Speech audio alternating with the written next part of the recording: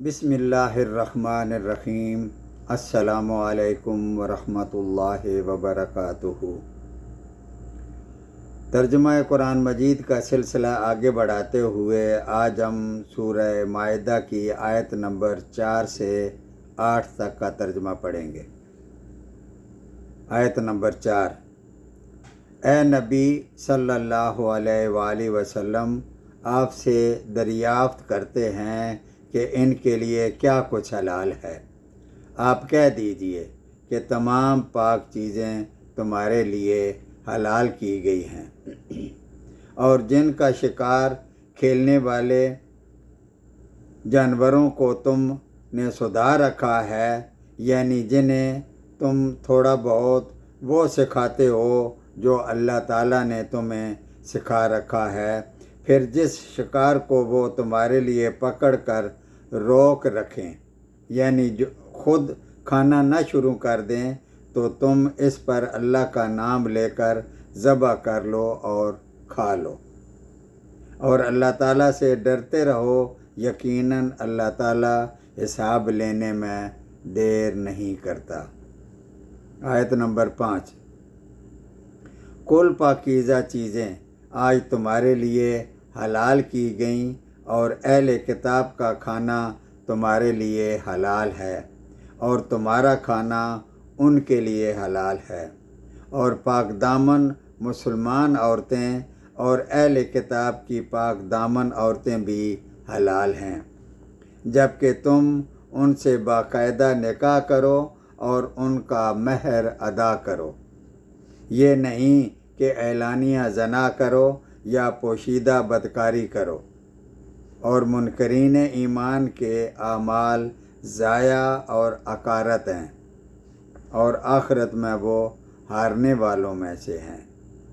آیت نمبر 6: اے ایمان والو، جب تم نماز کا قصد کرو تو اپنے منہ کو اور ہاتھوں کو کہنیوں سمیت دھو لو، اور اپنے سروں کا مسح اور اپنے پاؤں کو ٹخنوں سمیت دھو لو، اور اگر تم جنابت کی حالت میں ہو تو غسل کرو، ہاں اگر تم بیمار ہو یا سفر کی حالت میں ہو، یا تم میں سے کوئی حاجت ضروری سے فارغ ہو کر آیا ہو، یا تم نے عورتوں سے مباشرت کی ہو اور تمہیں پانی نہ ملے، تو تم پاک مٹی سے تیمم کر لیا کرو، اسے اپنے چہرے پر اور ہاتھوں پر مل لیا کرو۔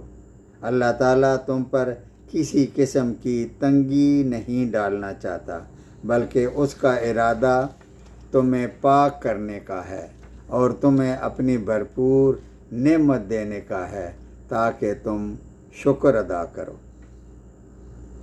تیمم کا طریقہ سورہ نساء کی آیت نمبر 43 میں بھی گزر چکا ہے۔